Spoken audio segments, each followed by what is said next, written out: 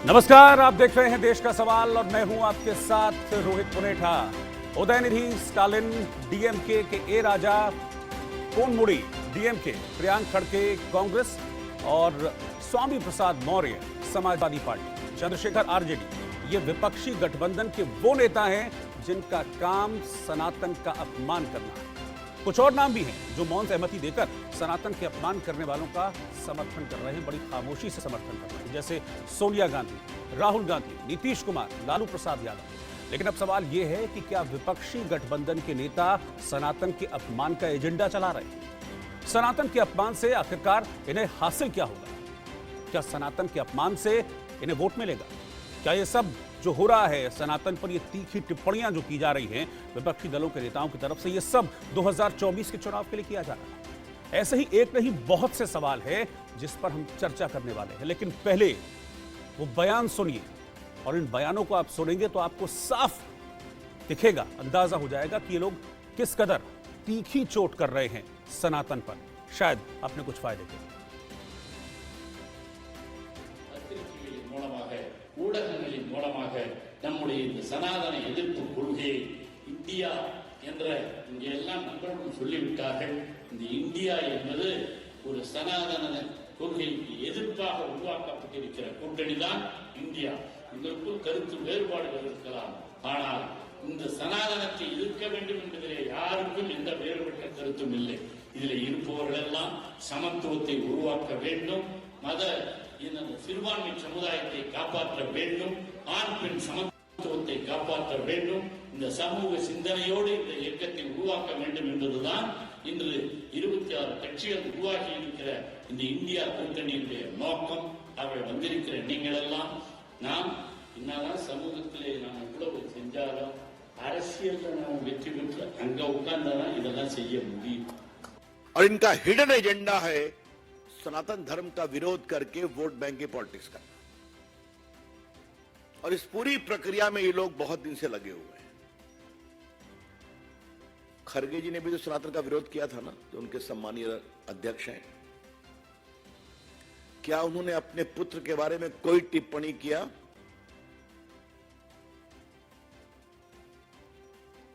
ये लोग every religion की बात करके लिपापोती करते हैं। मैं कांग्रेस पार्टी से पूछता हूं और इस गठबंधन से पूछता हूं, क्या किसी और आस्था के देवों का आलोचना करने का इनका अधिकार है? इनकी हिम्मत है? कर पाएंगे क्या ये? तो सनातन के विरोध में बात करेगा, उस हर बोलने वाली शब्द बोलने वाली जबान को हम खींच करके बाहर निकाल देंगे। जो सनातन की तरफ आंख खुदा करके देखेगा, उस उठने वाली हर एक आंख को हम उंगली डाल करके आपको बाहर निकाल देंगे। हम चुनौती देते हैं कि सनातन के विरुद्ध बात करने वाला कोई भी व्यक्ति इस देश में जो है अपनी राजनीतिक ताकत और हैसियत बना करके नहीं रख पाएगा। तो विपक्ष के नेता किस तरह से सनातन पर तीखी टिप्पणियां कर रहे हैं, उसके विरोध में अब बीजेपी भी उतर आई है और बीजेपी की तरफ से भी अब काउंटर किया गया है। लेकिन खास बात, एक खास सवाल जो लगातार उठ रहा है, इंडिया न्यूज भी उस सवाल को उठा रहा है कि विपक्ष के नेता लगे हुए हैं, जो INDIA के नेता हैं, वो लगे हुए हैं सनातन का अपमान करने में, लेकिन बड़े नेता विपक्ष के वो क्यों चुप्पी साधे हुए? सोनिया गांधी के ऊपर सवाल उठ रहे हैं कि वो क्यों चुप्पी साधे हुए? रविशंकर प्रसाद ने नाम लेकर कहा है, रविशंकर प्रसाद ने राहुल गांधी का भी नाम लिया, रविशंकर प्रसाद ने प्रियंका गांधी का भी नाम लिया, कहा कि भाई हमने इनसे पूछा कि क्या कोई हिडन एजेंडा है आपका, क्यों सनातन का अपमान किया जा रहा है? तो ये तो बड़े नेता चुप्पी साधे हुए हैं, लेकिन कांग्रेस के ही एक नेता हैं आचार्य प्रमोद कृष्णन, वो क्या कह रहे हैं सनातन के अपमान पर? बिल्कुल अलग लाइन उन्होंने पार्टी से ली है। देखिए वो क्या कह रहे हैं। इंडिया न्यूज के खास शो अर्ध सत्य में ये बात उन्होंने कही है। सनातन धर्म पे जो टिप्पणियां कर रहे हैं, जो टिप्पणियां हो रही हैं, ये बहुत दुखद हैं, बहुत दुर्भाग्यपूर्ण है। और मुझे लगता है कि सनातन धर्म के ऊपर जो टिप्पणियां कर रहे हैं वो सनातन के सह से भी वाकिफ नहीं है। सनातन धर्म के विषय में यदि मैं आपको थोड़ा सा जानकारी देना चाहूँ तो ये धर्म वो धर्म है जिसमें 4 वेद हैं और 4 उपवेद हैं, 18 पुराणों का जिक्र है और 18 पुराणों के साथ साथ 110 से भी ज्यादा उपनिषदों का उल्लेख किया गया है।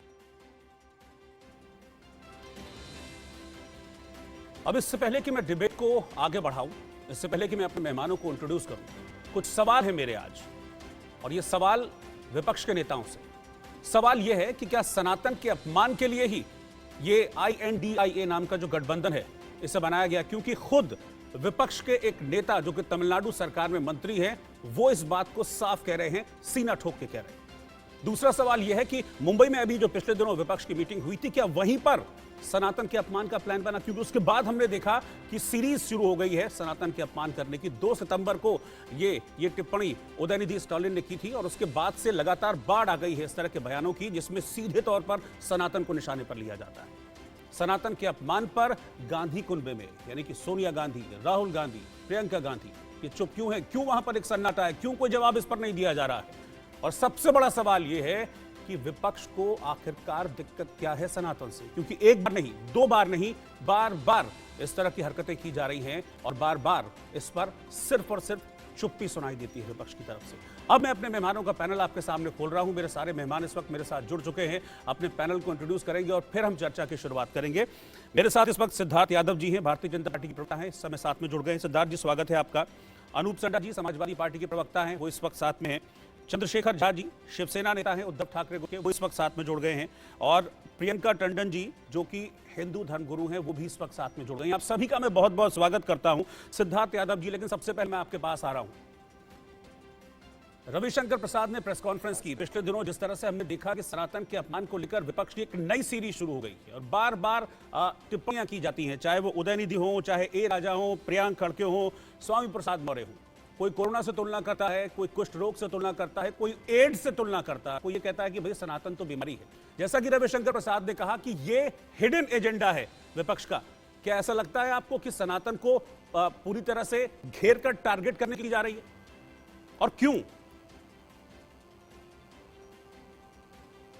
जी रोहित जी, निश्चित रूप से देखिए, हम शुरुआत से ही देख रहे हैं कि जब से ये गठबंधन बना और जब जब इनकी बैठक हुई, तब तब इनकी नेता इस गठबंधन के प्रमुख घटक दल, ऐसी पार्टियां जो इस गठबंधन को मजबूती देती हैं, वो निकल करके आए और सनातन को गाली देनी शुरू कर दी। एक और ये गठबंधन कहता है हम खाएंगे साथ, सोएंगे साथ, हम उठेंगे साथ, बोलेंगे साथ। और जब ये लोग ऐसी गालियां देते हैं सनातन को, तो सारे एक हो जाते हैं उसको जस्टिफाई करने के लिए।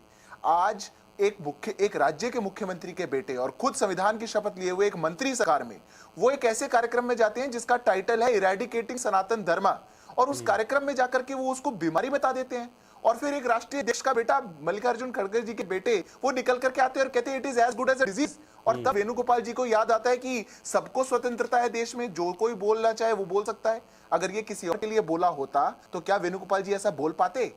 ये सिद्धार्थ जी, आपको माफी के साथ रोक रहा हूं, लेकिन आपको माफी के साथ रोक रहा हूं, लेकिन यहां पर एक अपडेट देना मुझे बहुत जरूरी है, क्योंकि मेरा पहला सवाल ही यही था कि विपक्ष आखिरकार सनातन के अपमान पर खामोश क्यों है? विपक्ष के बड़े नेता खामोश क्यों हैं? क्या उनके पास जवाब नहीं है सनातन के अपमान को लेकर?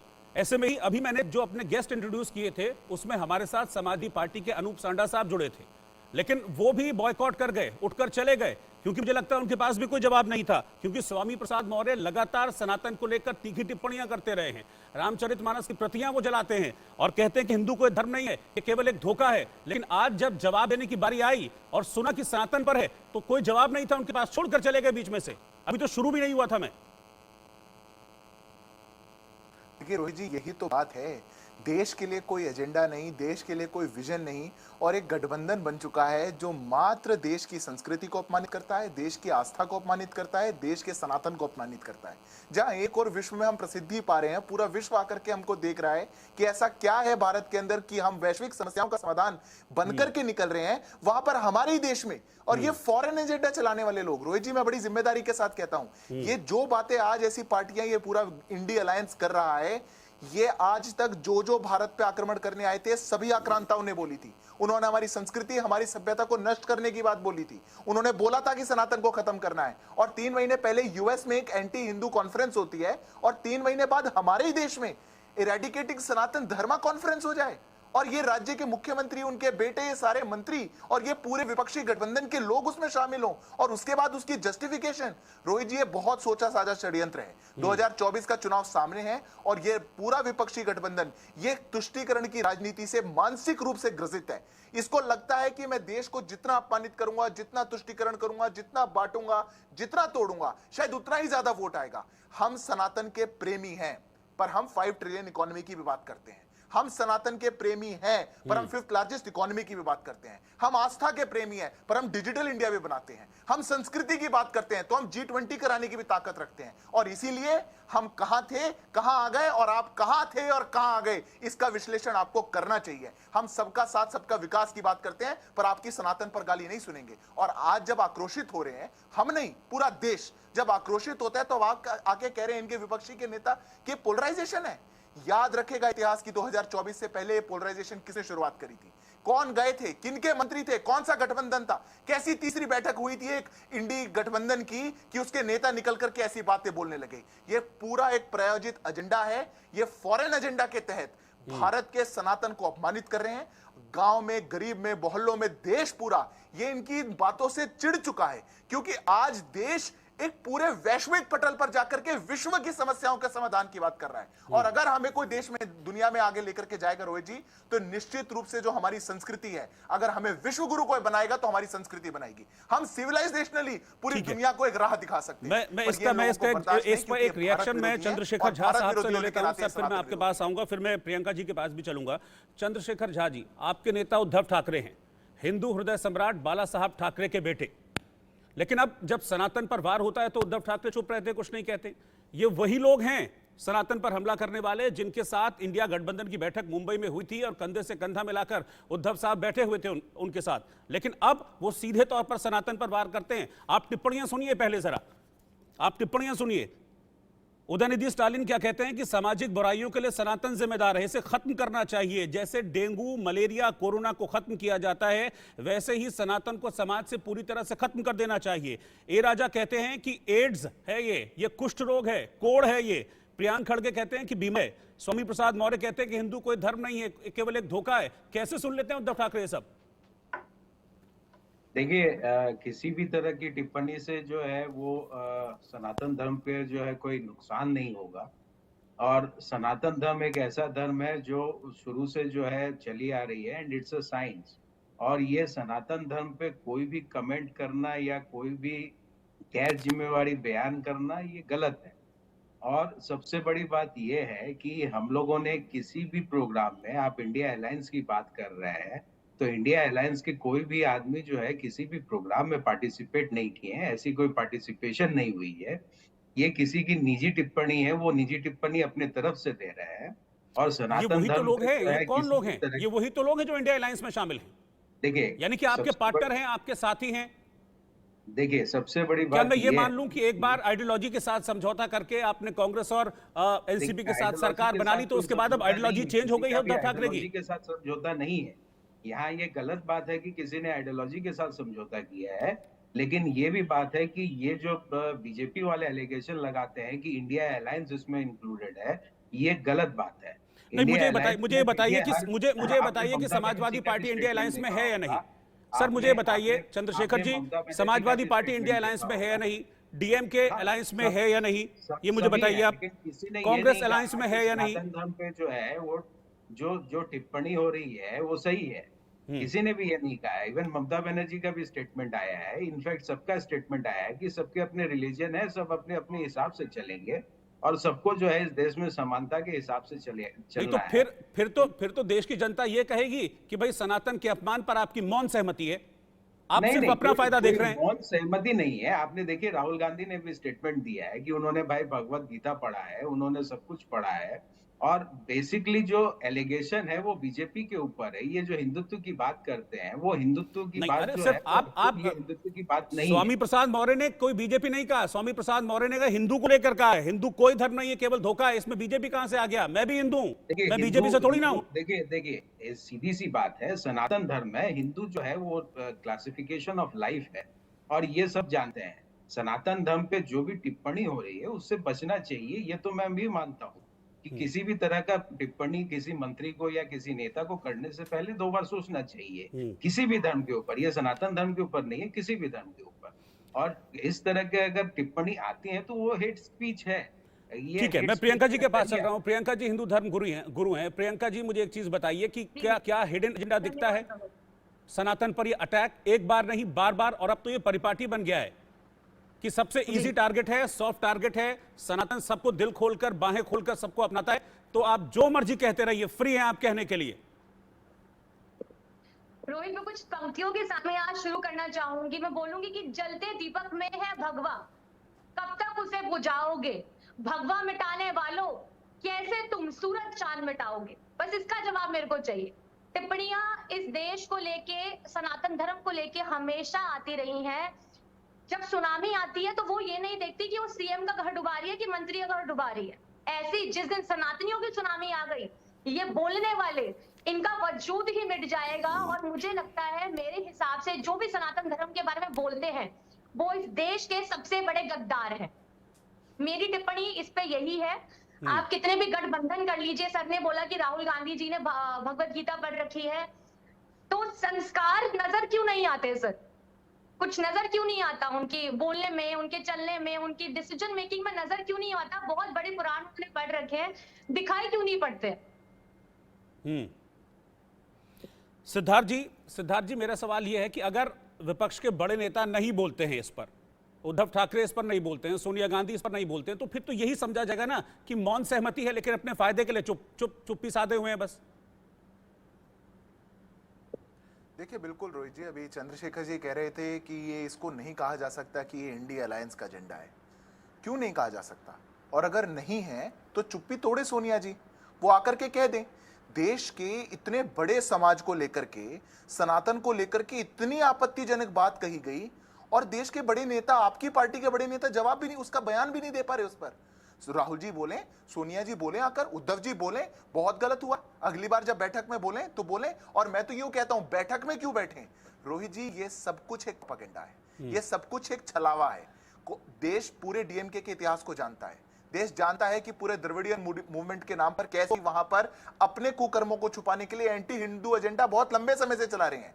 जस्ट द फैक्ट कि आप उनके साथ इस गठबंधन में हैं, ये साबित करता है कि आपका भी वही एजेंडा है। हम तो नहीं आएंगे ऐसे गठबंधन में, हम तो साथ नहीं खड़े होते। हम तो खुल करके कहते हैं हम सनातन प्रेमी हैं, हम खुल करके कहते हैं कि हम ऐसे लोगों का विरोध करते हैं। जिस आवाज में हमने उनका विरोध किया, आप क्यों नहीं कर सकते? आप भी तो आकर कह सकते थे। सोनिया जी आकर के एक बार कह दें कि बहुत गलत बात हुई, बहुत गलत कहा है, हम ऐसे बयान से वाकिफ नहीं रखते। पर रोहित जी, किसी ने भी नहीं बोला और यही दुर्भाग्य है। एक और हमारे देश में आने वाले लोग, एक सबने मैं बस अपनी बात पूरी कर दूं। एक और हमारे देश में आने वाले लोग, चंद्रशेखर जी सुनिए बात, मैं बात पूरी कर रहा हूं और आपको उदाहरण दे रहा हूं क्योंकि शिवसेना को सुनना तो बहुत ही जरूरी है। आप कहां से कहां आ गए मात्र अपनी इस राजनीतिक रोटियां सेकने के लिए। एक और रोहित जी, हमारे देश में आने वाले लोग, चंद्रशेखर जी सुनिए ना, सुनिए बात सुनिए। एक और हमारे देश में आने वाले लोग जो विश्व के नेता हैं, वो आकर के G20 की बैठक में देख रहे हैं ये कोणार्क चक्र है, ये देश का सनातन है। यहाँ पे ये नालंदा था, यहाँ पर ये संस्कृति थी, यहाँ ये विश्व पुरातन बातें थी। और एक और हमारे देश के नेता कह रहे हैं कि सनातन धर्म को खत्म कर देंगे। तो ये देश विरोधी नहीं माने जाएंगे तो क्या माने जाएंगे? और जो भी इनके साथ खड़ा हो रहा है उसको देश विरोधी माना जाए नहीं माना जाए? अरे प्रियांक खड़गे तो आपके राष्ट्रीय अध्यक्ष के बेटे हैं, वो कैसे बोल गए this is as good as a disease? आज तक जो हुआ उसको तो भूल जाइए। आपके तो रोज ही नेता बोलते हैं, समाजवादी पार्टी, आरजेडी सब बोलते हैं। क्या बोलते हैं बिहार के शिक्षा मंत्री रामचरितमानस को लेकर के? क्या बोलते हैं स्वामी प्रसाद मौर्य इसको लेकर के? हमने इस देश में भगवा आतंकवाद भी सुना है। ये पार्टी शुरुआत से ही सनातन विरोधी रही, ये देश विरोधी रही। क्योंकि देश में जब तक ये जानते हैं कि देश को जब तक गरीबी में, भुखमरी में ऐसे तोड़कर जोड़कर ऐसे ना रखा जाए, तब तक इस देश पर राज नहीं किया जा सकता। पर ये पुराना एजेंडा है रोहित जी। हम सबका साथ, सबके विकास की बात करते हैं और उस सबके साथ और सबके विकास में हम सनातन का विरोध नहीं सहेंगे, कतई नहीं सहेंगे। सनातन का विरोध तो कोई नहीं सहेगा। ये तो आपके फॉर्मूले के हिसाब से भी अगर आप चले, आप तो सह रहे हैं चंद्रशेखर जी, आप तो सह रहे हैं। लेकिन उद्धव जी आकर के कहे ना कि मैं नहीं बैठूंगा उदयनिधि स्टालिन के साथ अगली बार बैठक में। ये सनातन धर्म के लिए आपने क्या किया है 10 साल?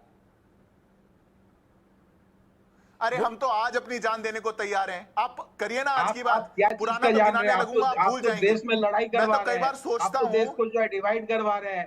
मणिपुर आपसे नहीं संभलता है, आप वहाँ वायलेंस करवा रहे हैं, चंद्रशेखर जी, वो नहीं आपसे संभलता है। चंद्रशेखर जी, आज ये दिन आ गए कि आपको इसको जस्टिफाई करके प्रोपेगेंडा चलाना पड़ेगा। उसके बाद आप सनातन। अच्छा ठीक है, एक मिनट मुझे चंद्रशेखर जी से एक सवाल पूछ लेने दीजिए। एक सवाल मुझे चंद्रशेखर जी से पूछ लेने दीजिए, मैं आपके पास आऊंगा। फिर फाजिल साहब भी हमारे साथ जुड़ गए, मुस्लिम धर्मगुरु, उनके पास भी चलूंगा। मैं एक सवाल चंद्रशेखर जी से पूछना चाहता हूं। चंद्रशेखर जी, जब सनातन को लेकर एड्स, कोड, धोखा, बीमारी, कोरोना, डेंगू, मलेरिया, इस तरह के शब्दों का इस्तेमाल किया जाता है। आप भूल जाइए कि वो आपके दोस्त हैं या नहीं है। जो कर रहा है इस तरह के शब्दों का इस्तेमाल, बीइंग ए हिंदू, आपका खून खोलता है या नहीं खोलता है? देखिए, ये क्लियरली हेट स्पीच है। मैं अगर मानता हूं एज पर लॉ इसके ऊपर एक्शन होना चाहिए, क्लियरली हेट स्पीच है। किसी भी धर्म के ऊपर किसी भी तरह का तो क्या आप टिप्पणी उनके साथ गठबंधन में रहेंगे चंद्रशेखर जी? बैठेंगे बैठक में हेट स्पीच वालों के साथ? देखिए, बैठक में बैठते हैं, वो बैठते हैं या नहीं बैठते हैं, उससे बड़ी बात है कि अभी जो जिस सिचुएशन में इंडिया को आपने धकेला है, उस सिचुएशन में ऑपोजिशन को जो है, बैठेंगे चंद्रशेखर जी, आप बैठेंगे। अरे उनके राजनीतिक मजबूरी हम समझते हैं, बैठे या ना बैठे। नहीं, आप बोलिए ना, फिर नहीं बैठेंगे आप बोल दीजिए। उद्धव जी अगली बैठक में नहीं जाएंगे, बोल दीजिए। देखिए, वो मुझे ये बताइए चंद्रशेखर जी, क्या इस पर चर्चा होती है? पर्सनल एजेंडा क्या ये चर्चा होती है? क्या उद्धव ठाकरे जी को इस पर चिंता होती है कि भाई ये हो रहा है, हमारे साथी इस तरह की टीका टिप्पणी कर रहे हैं? उद्धव ठाकरे जी को चिंता होती है इस पर? पार्टी फोरम पर इस पर कोई बात होती है कि यार ये तो हमारे साथी हैं गठबंधन के और ये इस तरह की बात कर रहे हैं, या अब उनका एजेंडा जो वो सूट करने लगा आपको? देखिए, एजेंडा किसी भी तरह का पर्सनल एजेंडा है, ये कोई इंडिया का अलायंस का एजेंडा है नहीं। ये स्पष्ट बात है। और ये जो बीजेपी बना रहे हैं कॉन्स्पिरेसी के तहत इंडिया अलायंस जो है सनातन धर्म के अगेंस्ट बोल रही है, ये गलत है। नहीं, इसमें बीजेपी अरे कहां बोल हम रही क्या है? बना रहे हैं? आप ही बोलते हैं हम सब साथ हैं, हम एकजुट हैं, फोटो खिंचाते हैं, हाथ पकड़ते हैं, हाथ उठाते हैं। आप ही कहते हैं हम तो खाएंगे साथ, मरेंगे साथ, जिएंगे साथ, बोलेंगे साथ। रिटर्न में है कि एजेंडा है। इनको याद दिलाना जरूरी है कि गठबंधन आप लोगों को हुआ है, बीजेपी का नहीं हुआ सर। देखिए, एक इंडिविजुअल आदमी कोई अगर स्पीच देता है, उससे अलायंस का कोई मतलब नहीं है। मतलब आप साथ में रहेंगे, आप समझ लीजिए। वो कुछ भी बोलते रहे, लेकिन हम साथ साथ हैं। मतलब आपके कहने का मतलब ये है कि वो कुछ भी बोले, आपके जो दोस्त हैं, आपके साथी हैं, लेकिन फिर भी हम साथ साथ हैं। देखिए, इंडिया अलायंस का ये प्रोपेगेंडा नहीं है और ये एजेंडा भी नहीं है, ये क्लियर है। अगर एक इंडिविजुअल आदमी फिर चंद्रशेखर जी, अरे बोलने वाले तो इंडियन अलायंस के ही है ना सर, बोलने वाले तो अलायंस के ही पार्टनर है ना आपके। से इसका कोई मतलब नहीं है। एक इंडिविजुअल प्रोग्राम में कोई जाता है, कोई कुछ बोलता है, तो वो उसकी अपनी मर्जी से वो उन्होंने कहा है। इंडिया अलायंस का इसमें कोई रोल नहीं। अरे चंद्रशेखर जी, अगर एक स्टेट के मुख्यमंत्री के बेटे जो खुद मंत्री हैं उस बात को कहते हैं, उसी स्टेट का मंत्री कहता है कि भाई इसका तो गठन ही सनातन के विरोध के लिए हुआ है। सुनिए, अच्छा सुनिए चंद्रशेखर जी, एक बात सुनिए, मैं आपको ऑफिशियल स्टेटमेंट बता रहा हूं। शिक्षा मंत्री हैं तमिलनाडु के पोनमुडी, उन्होंने साफ तौर पर कहा है कि इंडिया अलायंस का गठन, ये शब्द बोला है, इंडिया अलायंस का जो गठन है वो सनातन के विरोध के लिए किया गया है। ये तो ऑफिशियल है ना, इंडिया अलायंस जब बोला जाता है तो। देखिए, इसमें इंडिविजुअल कैपेसिटी कहां से आ गई? कोई प्रोपेगेंडा नहीं है सनातन धर्म के अगेंस्ट या किसी भी धर्म के अगेंस्ट बोलने का। ये अगर कोई इंडिविजुअल आदमी बोलता है तो अपनी रिस्पॉन्सिबिलिटी पे बोलता है। इंडिया अलायंस में ऐसी कोई बात नहीं। तो इंडिया अलायंस का प्रवक्ता कौन है मुझे बताइए, फिर मैं किससे पूछूं? इंडिया अलायंस के जो प्रवक्ता है, जो हेड है, आप उनसे पूछिए। अरे हेड तो बोल ही नहीं रहे सर, वही तो कह रहा हूं ना। उद्धव जी चुप हैं, आपकी पार्टी के हेड, वहां सोनिया जी चुप हैं, अपनी पार्टी के हेड, मल्लिकार्जुन खड़गे के बेटे खुद बीमारी कह रहे हैं, तो भाई किससे जवाब लें? टिप्पणी या किसी भी धर्म के ऊपर कोई भी टिप्पणी करना गलत है। ठीक है, मैं फाजिल साहब को इसमें डिबेट में ज्वाइन करा रहा हूं, थोड़ा देर से जुड़े हैं। फाजिल साहब, आपका बहुत बहुत स्वागत है। आपने डिबेट सुनी, चर्चा भी सुनी और इशू भी हमारा सुन लिया, किस इशू पर हम लोग बातचीत कर रहे हैं। क्या इस तरह से टारगेट किया जाना ये ठीक है? देखिए, सनातन धर्म अलग विषय है और सनातन के नाम पे जो राजनीति हो रही है वो अलग विषय है। जब सनातन में जब राजनीति घुसाड़ करके आप सनातन का इस्तेमाल करके और आप कर्नाटक में एक मुस्लिम लड़की का हिजाब खींच ले रहे, ये धर्म है आपका? आज कर्नाटक में आपकी सरकार नहीं, आज कोई लड़की का हिजाब खींच के दिखा दे, ये धर्म नहीं है ना। इस देश में किसके लिए अस्पृश्यता निवारण अधिनियम बना? किसके लिए बना? किस धर्म को मानने वाले लोग? एक आदमी पे टीका टिप्पणी थोड़ी ना की गई है सर। इसको नीच समझ रहे हैं। ये तो सनातन का नाम लेकर टीका टिप्पणी की गई है ना। अम्बेडकर की मूर्ति। अब एक आदमी कहते हैं कि हिंदू कोई धर्म ही नहीं है, ये तो धोखा है, फिर इसको क्या समझे? ये एक आदमी के लिए थोड़ी ना कहा गया है। बिल्कुल, सनातन धर्म के नाम पर जब राजनीति जुड़ जाती है तो वो अपराध बन जाती है। ये तो मैं भी कह रहा हूं। कौन लोग हैं जो आज देहरादून के अंदर बजरंग दल के लोग जो है गाड़ी चेक कर रहे हैं? कौन, किसने अधिकार? अगर बीजेपी की सरकार नहीं होती वहां पे तो गाड़ी चेक करते किसी की? सारे थाने से पुलिस को हटा दीजिए, फ्री में ये लोग सेवा देने को तैयार है पुलिस के, थाने में बैठा दीजिए इनको। जब आप सरकार में धर्म के नाम पे आप सरकार बना रहे हैं, फिर धार्मिक कट्टरवाद को लेकर के आप जो है लोगों का जीना मुश्किल कर रहे हैं। आप दूसरे धर्मों को आप चर्च जला दीजिए, मस्जिद तोड़ दीजिए, बाबा साहब अम्बेडकर की मूर्ति तोड़ दीजिए। ये कौन धर्म कह रहा है आपको? कौन बता रहा है ये बात? किस धर्म के लोग ये काम कर रहे हैं? और कौन धर्म सिखाता है कि किसी की मस्जिद तोड़ दीजिए, किसी का गिरजाघर जला दीजिए, कि बाबा साहब अम्बेडकर की मूर्ति को तोड़ दीजिए, किसी का दुपट्टा खींच लीजिए, हिजाब खींच लीजिए। एक लड़की का हिजाब खींच लिया गया कर्नाटक के अंदर। वो किस धर्म के लोग थे? हमको बताएंगे? सर वो एक लॉ एंड ऑर्डर का इशू है। के लोग थे वो लॉ एंड ऑर्डर का इशू है सर। लॉ एंड ऑर्डर का इशू नहीं है वो, बिल्कुल लॉ एंड ऑर्डर का इशू है। बात है स्पृश्यता, सुनिए, अस्पृश्यता निवारण अधिनियम 1955 इस देश में किसके लिए बना था? कौन लोग थे जो छुआछूत भेदभाव कर रहे थे? किसके लिए बना? उससे भी काम नहीं चला तो 1989 में राजीव गांधी ने SC/ST एक्ट बनाया। SC/ST एक्ट के बाद भी आज कितना लाख मुकदमे इस देश में पंजीकृत होते हैं हर साल। आप बताइए, इतना जुल्म कौन कर रहा है? तो क्या उस जिसके ऊपर जुल्म हो रहा है वो आवाज भी नहीं उठावे, वो अपनी तकलीफ भी नहीं कह सकता? ये कौन सा धर्म है जो दूसरों को अपनी तकलीफ तो ये उदयनिधि ए राजा ही आवाज उठा रहे हैं? सवाल इस बात का है। मतलब आप ये कह रहे हैं कि उदयनिधि जो कह रहे हैं कि ये कोरोना, ये आवाज उठा रहे हैं? जो लोग भी ये कह रहे हैं उनका कहने का मतलब ये है कि धर्म के नाम पर जो आप ये जो गुंडागर्दी कर रहे हैं, जो धर्म के नाम पर अरे तो आप नाम लेके कहिए ना, आप नाम लेके कहिए ना। आप तो सनातन को कह रहे हैं, आप नाम लेके कहिए ना। आप तो सनातन को कह रहे हैं, कोई दूसरा फिर किसी और धर्म के लिए कहेगा। फिर कौन लोग थे? आप अगर कोई गलती कर रहा है तो इंडिविजुअल कहिए ना। अभी आपने बजरंग दल का नाम लिया, आप इंडिविजुअल कहिए, लेकिन आप इसी एक से जोड़कर पूरे सनातन को अगर आप उसको टारगेट करेंगे तो सवाल तो उठेगा ना सर। बजरंग दल और एक नहीं, सबके सब लगे हुए हैं। बताइए ना, बजरंग दल कौन है? नहीं, आप मेरी बात बताइए। अरे लीजिए ना आप नाम, बजरंग दल कौन रोक रहा है आपको बजरंग दल का नाम लेने से? लीजिए नाम। लेकिन बजरंग दल का मतलब सनातन नहीं होता है। धर्म के लोग हैं बजरंग दल का मतलब सनातन नहीं होता है। बजरंग दल में किस धर्म के लोग हैं? सारे धर्म के लोग हैं क्या उसमें? बजरंग दल मतलब सनातन नहीं होता है। वहां लश्कर तैयबा जो है, लश्कर तैयबा एक आतंकवादी संगठन है। ऐसे कई आतंकवादी संगठन हैं जिनके नाम इस्लामिक होते हैं, लेकिन उसका मतलब ये थोड़ी ना कि मैं आपके ऊपर सवाल उठाऊंगा या मैं इस्लाम के ऊपर सवाल उठाऊंगा। नहीं ना। मुस्लिम आतंकवाद कहते हैं तो कोई बुरा मानता है क्या? आप मुस्लिम आतंकवाद कहते हैं ना, उसको इस्लामिक आतंकवाद कहते हैं ना। आप छोड़ते हैं क्या? आप कहते हैं तो आप सुनने की ताकत भी रखिए। यदि आप कह रहे हैं तो दूसरे अगर प्रियंका जी आप कुछ कहना चाह रही हैं, बोलिए। भगवा आतंकवाद कह रहा है तो आपको बुरा लग रहा है?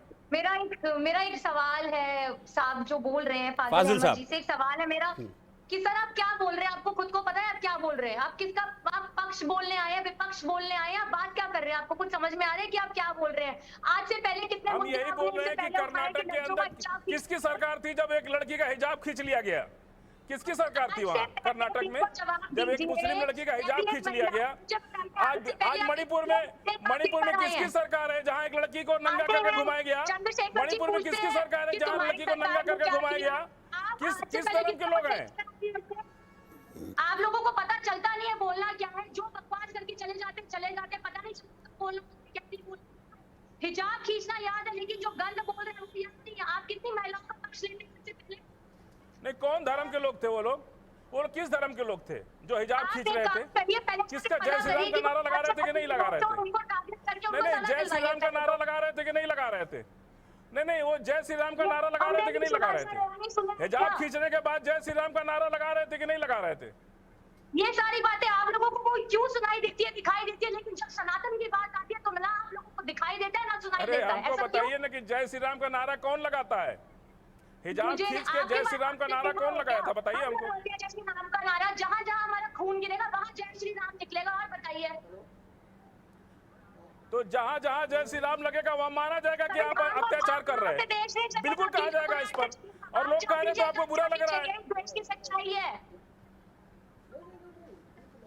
ठीक है, एक सिद्धार्थ जी आप कुछ कहना चाह रहे हैं? सिद्धार्थ जी, ठीक है, मैं आऊंगा आपके पास। सिद्धार्थ जी, मैं रोहित जी बस 2-3 छोटे पॉइंट कहना चाहता हूँ।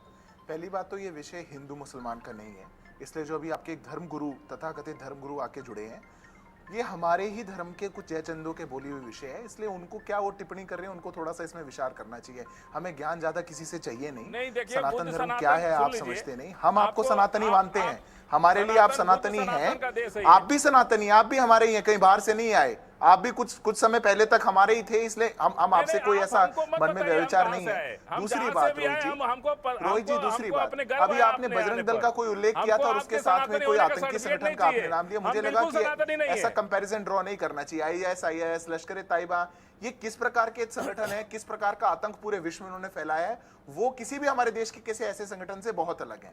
अब रही बात कुरीतियों की, बहुत कुरीतियों की बात करी जाती, कई टिप्पणियां उन्होंने करी, मैं सबका जवाब नहीं दूंगा। कुरीतियां हर समाज में है, हर पंथ में है। अगर मुस्लिम समुदाय में कुरीतियां क्या हैं, वहां पे बहन बेटियों के साथ आज तक क्या कष्ट झेले जा रहे हैं, अगर उसकी बात करी जाएगी तो बहुत कष्ट हो जाएगा हमारे तथाकथित धर्मगुरु महोदय को, इसलिए मैं वो नहीं उल्लेखित करना चाहता। ना ही आप डिबेट को उधर लेकर के जाएंगे। ये विषय वो है कि कैसे लोग पॉलिटिकल एजेंडा के लिए, अरे इतनी मिर्ची मत लगवाइए, सुनिए मेरी बात, कोई छिपी हुई बात नहीं है। अरे आपके फायदे की बात कर रहा हूँ, सुनिए। ये मुद्दा रोहित जी वही है कि कैसे पॉलिटिकल एजेंडा के लिए हमारे ही देश में कुछ ऐसे जयचंद हैं विपक्षी गठबंधन के, जो तुष्टीकरण की राजनीति करके देश के समाज को बांटना चाहते हैं। वो इन्हीं को, इन तथाकथित धर्मगुरु को ही खुश करने की बात करते हैं। उनको ऐसी गलतफहमी है, इन लोगों को ऐसी गलतफहमी है कि हिंदू मुसलमान, हिंदू को गाली देंगे तो मुसलमान खुश होगा। नहीं होता देश का मुसलमान खुश, वो देश का मुसलमान भाईचारे की बात करता है, वो साथ खड़े होने की बात करता है। ये कुछ धर्मगुरु हैं, अपना एजेंडा चलाते हैं, इनके वो आका हैं जो अपना एजेंडा चलाते हैं। ये देश को बंटवारे का एजेंडा देश पसंद नहीं करता, विकास की बात करता है। इसलिए जब हम कहते हैं कि हमने 12 करोड़ लोगों को गरीबी से बाहर निकाला, तो देश हमारे साथ खड़ा होता है, कंप्लीट मेजॉरिटी देता है, वो बार बार साथ खड़ा होता है। जब हमने 2.5 करोड़ लोगों को पहली बार इस देश में घर में बिजली दी, तो हमारे साथ खड़ा होता है। जब हम गरीबों के घर बनवाते हैं, उनको घर में नल देते हैं, हम उनको सिलेंडर देते हैं, बिजली देते हैं, तो गरीब हमारे साथ खड़ा होता है। जब हम युवाओं को रोजगार देते हैं तो हमारे साथ खड़ा होता है। जब हम मुद्रा का लोन देते हैं तो हमारे साथ खड़ा होता है। ये देश विकासशील देश है, और ये जितने लोग चाहें कि ये हिंदू मुसलमान कर लें, ऐसा एजेंडा चला लें, ये एक दूसरे से लड़ा ले, कोई खुश नहीं हो रहा भैया। लोग खुश हैं सबका साथ, सबके विकास से, और वो इसलिए हमारे साथ खड़े हैं। और हम बड़ी स्पष्टता से, दृढ़ता से बोलते हैं, जो कुरीतियां आपके यहाँ हैं हम उनको भी खत्म करेंगे, जो कुरीतियां हमारे यहाँ हैं वो भी खत्म होंगी। इसलिए आपके यहाँ भी ट्रिपल तलाक को हम लेकर के आए। वो मुस्लिम बहनें नहीं है क्या देश की, जो ट्रिपल तलाक आप कहां से करती, हम उनके लिए भी चिंता करते हैं, उनको भी लेकर आए। अब आप उसका भी क्रेडिट आप तो कह रहे हैं कि इसी देश में दहेज निवारण अधिनियम, अरे हमने कानून बनाया भाई, हमने कानून बनाया। अच्छा ठीक है, ठीक है, फाजिल साहब मुझे एक चीज बताइए, हमने कानून बनाया, नहीं बनाया क्या फाजिल साहब? वो SC/ST एक्ट किसने बनाया? किसने बनाया SC/ST एक्ट? अच्छा फाजिल साहब मुझे एक चीज बताइए, ठीक है अभी छोड़ दीजिए, मैं सिर्फ एक चीज आपसे, एक टिप्पणी आपसे चाहता हूं, मुझे हाँ ना मैं जवाब दीजिएगा। जब आपने ये वाली टिप्पणियां सुनी, चाहे वो उदयनिधि ने कहा हो, चाहे वो ए राजा ने कहा हो, चाहे वो प्रियांक खड़गे जी ने कहा हो, या फिर वो स्वामी प्रसाद मौर्य जी ने कहा हो, आपके मन में क्या आया? आपको लगा कि ये ठीक है, या लगा कि नहीं ये गलत है, ऐसा नहीं कहना चाहिए था? आप एक बात सुनिए, 9 साल की एक बच्ची घड़े से पानी पी ली, उसको जान से मार दिया प्रिंसिपल ने, ये आपको ठीक लगा? मैंने कहा कब ठीक लगा? दलित बच्ची ने पानी पी लिया, नहीं आप बोलिए हमको कि ठीक है कि गलत है, सही है कि गलत है, बताइए हमको। गलत है, बिल्कुल गलत है। कौन धर्म सिखाता है ऐसा करना? कौन धर्म कहता है कि तुम पानी पीने पे जान से मार दो? आप मेरे सवाल का जवाब दीजिए ना, आप मेरे सवाल का जवाब दीजिए, आपको ये ठीक लगा या नहीं? दीजिए आप। अच्छा कौन धर्म, अगर किसी ने उदयनिधि ने कह दिया, आपको इतना बुरा लग गया? जिसका चर्च आप जला रहे, मस्जिदें तोड़ रहे, बाबा साहब अम्बेडकर की मूर्ति तोड़ रहे, आपके लिए कह दिया होता तो आपको बुरा नहीं लगा? सोचा कभी? अब तक तो पूरे आतंक में मतलब आपको बुरा नहीं लगा? आपने कभी सोचा? ये भी देखिए, अगर जिसका चर्च जल रहा है, जिसकी मस्जिद टूट रही है, जिसकी बहनों का दुपट्टा खींचा जा रहा है, उसको कितना बुरा लग रहा है? सारे एक साथ मिलके सपोर्ट क्यों नहीं करते? यदि आपको ये बुरा लगता है तो सारे देश को एकजुट हो जाना चाहिए फिर तो, और सबको सपोर्ट करना चाहिए फिर लड़ाई किस बात की है? सब इतना आसान है, एकजुट हो ही रहे, अब कैसे एकजुट हो जाएंगे? पूरा एकजुट है, आपको इतना बुरा लग रहा है? अगर आप अपने चीजों को तो समझिए, आखिर वो लोग कौन लोग हैं? वो हिंदू ही ना है, वो भी तो यही बात बोल रहे हैं जो आप बोल रहे हैं। जिसके अगर आप दलित बस्ती में जाके मतलब फाजिल अहमद साहब को बुरा नहीं लगा इस बात? छोटा सा प्रश्न है, फाजिल अहमद साहब को इस बात का बुरा नहीं लगा? छोटा सा प्रश्न, ठीक है आप बोलिए, फिर मैं चंद्रशेखर जी के पास जा रहा हूं। मेरा एक छोटा सा प्रश्न, छोटा सा बोलिए सिद्धार्थ जी, आप बोलिए, फिर मैं चंद्रशेखर जी के पास जा रहा हूं। बोलिए। अहमद जी, फाजिल अहमद जी, अगर उदयनिधि जी ने आपके लिए बोला होता ये कुछ भी आपके पंथ के बारे में, तो अब तक सर तन से जुदा नहीं हो चुका होता क्या? दिल पर हाथ रख के बोलिए। अरे रोज बोलते अगर हैं। आपके लिए बात बोली होती तो आप पूरे देश को आग पे लगा देते या नहीं लगा देते? चारों ओर आप अपना प्रोपेगेंडा चलाते नहीं चलाते? देश से लेकर विदेश तक अखबारों में एडिटोरियल छप चुके होते। अभी पूरे देश में लोकतंत्र खत्म हो चुका होता, माइनॉरिटी खतरे में होती कि नहीं होती? तोड़ रहे कौन लोग हैं जो तोड़ रहे? आप नहीं जवाब देंगे, आप नहीं जवाब देंगे। हम लोग तो कोई नई बात है, जवाब देंगे आप। रोज सुनते हैं कि मुल्ले काटे जाएंगे, राम राम चिल्लाएंगे। कौन बोलता है ये? कौन बोल रहा है? बोलिए। अरे उदयनिधि स्टालिन ने आपके लिए बोला होता तो आपका फतवा आया होता या नहीं आया होता? बिल्कुल नहीं आता, बिल्कुल नहीं आता। हमारे अंदर कोई सी बुराई नहीं है। हम लोग एक राजा। देखिए एक बात सुनिए फाजिल साहब, अच्छे बुरे लोग दोनों तरफ हैं, अच्छे बुरे लोग दोनों तरफ हैं। फिर ऐसा नहीं है एक टिप्पणी करने पर कोई कन्हैया की गर्दन काटने वाले कौन थे? फिर उस पर सवाल उठेगा, फिर एक उस पर सवाल उठेगा। उदयनिधि मारन एक कन्हैया की गर्दन काटने वाले कौन थे? अगर उसने आपको उस पर भी सवाल उठेगा। अच्छे बुरे लोग हर तरफ हैं, हर जगह मिलेंगे, लेकिन इसका मतलब ये नहीं है कि आप किसी एक धर्म को टारगेट करेंगे। अच्छे बुरे लोग दोनों तरफ हैं, हर तरफ हैं अच्छे बुरे लोग समाज में। अच्छे बुरे इन्हीं सब लोगों से मिलकर समाज बनता है, लेकिन इसका यह मतलब नहीं है कि किसी एक पर्टिकुलर धर्म को आप टारगेट करें, और आप वही कर रहे हैं। आप जो है आप पूर्वाग्रह से ग्रस्त लग रहे हैं मुझे फाजिल साहब। धर्म को कोई टारगेट नहीं कर रहा है, कोई धर्म को नहीं टारगेट कर रहा है। आप फिर कन्हैया की हत्या किसने की? टारगेट सबने किया है। कन्हैया की हत्या किसने की? आप बता दीजिए अदालत कन्हैया की हत्या किसने की? जब आप एक केस को लेकर आ रहे हैं, किसने मारा कन्हैया को? अभी किसने? अदालत ने ये कहा है, सुन लीजिए, कन्हैया के बारे में अदालत ने जमानत दे दी और कहा कि इसमें कोई सबूत नहीं मिलता है जो पकड़ेगा। सामने वीडियो चल रहा था यार, क्या बात कर रहे हैं आप? सामने वीडियो सब देखा है सबने। अरे वीडियो आप अदालत ने जमानत दे दिया, छोड़ा तो नहीं है? जमानत दे दी, छोड़ा तो नहीं है? मानेंगे कि आप छोड़ दिया क्या? अदालत ने जमानत दी है, जमानत का मतलब छोड़ना नहीं होता है। और इस तरह से आप डिपेंड करेंगे, मुझे उम्मीद आपसे बिल्कुल भी नहीं थी। सारी दुनिया ने देखा उस वीडियो को। और उस कन्हैया के हत्यारे को कौन जस्टिफाई कर रहा है? हम लोग खुद उसकी मजम्मत कर रहे हैं पूरे। तो मैं यही तो कह रहा हूं कि आप पर्टिकुलर एक चीज पे मत जाइए। आप ये देखिए अच्छे बुरे लोग दोनों तरफ हैं, मैं यही बात कर रहा हूं, अच्छे बुरे लोग दोनों तरफ हैं, एक तरफ भी दूसरे तरफ भी। लेकिन इसका मतलब ये नहीं है कि आप किसी एक धर्म को टारगेट करें। चंद्रशेखर जी, मैं आपकी पार्टी का स्टैंड जानना चाह रहा हूं, मुझे आपकी पार्टी का स्टैंड बता दीजिए। उद्धव जी का स्टैंड क्या है? क्या इस पर उद्धव जी अपनी आपत्ति दर्ज कराएंगे, या फिर उद्धव जी की तरफ से भी हरी झंडी है, खुली छूट है? कल को फिर अगर कुछ होगा फिर हम डिबेट में बैठेंगे, फिर आप कहेंगे भाई ये तो उनका इंडिविजुअल कैपेसिटी में दिया गया बयान है, लेकिन हम साथ साथ हैं। बताइए। देखिए, किसी भी धर्म के ऊपर किसी भी तरह का टिप्पणी जो है वो गलत है, और ऐसी टिप्पणी को जो है किसी भी पार्टी को या किसी भी नेता को जो है कंफर्म नहीं करना चाहिए। और ऐसी टिप्पणी को जो है वो इंडिविजुअल को टिप्पणी दे रहा है, बट इंडिया अलायंस से कोई इसका मतलब नहीं है। और सबसे बड़ी बात यह है कि जो भी ऐसी टिप्पणी करता है उनके ऊपर FIR होना चाहिए और उनके ऊपर एक्शन होना चाहिए। लेकिन रहेंगे साथ, वो टिप्पणी करते रहेंगे, लेकिन आप साथ निभाते रहेंगे। इंडिया अलायंस की बात ही नहीं है। जो टिप्पणी आ रही है वो एक इंडिविजुअल पर्सन से आ रही है, आप उस पर एक्शन लीजिए। इंडिया अलायंस का कोई प्रोपेगेंडा या कोई एजेंडा ऐसा नहीं। ठीक है, मतलब आप एक सेफ पैसेज लेके चल रहे हैं। ठीक है, मेरे पास आखिरी चंद मिनट हैं, एक एक रिएक्शन आप सबका। सिद्धार्थ जी, आपसे शुरू कर रहा हूं। देखिए रोहित जी, अब चंद्रशेखर जी को तो क्या बोला जाए, उनके नेता ने बता के भेजा है कि यार हम वैसे ही अपनी पार्टी हार चुके, पूरा बेस हार जाएंगे, ऐसा मत कह देना कि हमारा एजेंडा है। पर फिर भी हम बैठक में उन्हीं के साथ बैठेंगे, खंडन हम उनका करेंगे नहीं, उनके साथ हम चुनाव में जाएंगे, सारे कस्में वादे उन्हीं के साथ लेंगे। ये पूरे गठबंधन की कहानी है। ये पूरा गठबंधन मात्र इस एजेंडा को लेकर के चल रहा है कि कैसे इस देश को पछाड़ा जाए, कैसे सनातन को गाली दी जाए। ये गठबंधन बना इसलिए है, ये इसीलिए गठबंधन में ऐसे लोग शामिल हैं, और ये अब इनका पूरा एजेंडा देश में एक्सपोज हो चुका। चंद्रशेखर जी, फाइनल कमेंट है, आप बोल लीजिएगा। आपका एजेंडा एक्सपोज्ड है देश के सामने, पर आप ये बात मान लीजिए, ना देश और ना हम सनातन को गाली देने वालों को ना देश पसंद करेगा, ना हम आपको आपके इस मंसूबे में सक्सेसफुल होने देंगे। कोई गाली देने वाला विकासशील देश है, आप इसको नहीं बांट सकते, और इसलिए देश आगे बढ़ेगा। आप बोलते रहिए चंद्रशेखर। प्रियंका जी, आपका कमेंट। प्रियंका जी, आपका कमेंट। रोहित जी, बोलूंगी यदि ऐसी मानसिकता वाले लोग इस पार्टी में नहीं किसी भी पार्टी में है, तो ये हमारे देश के लिए बहुत बड़ा खतरा है, युवा के लिए बहुत बड़ा खतरा है। जिसने भी सनातन धर्म को गाली दी है वो सामने आकर अपनी इस बात पर माफी मांगे, बस।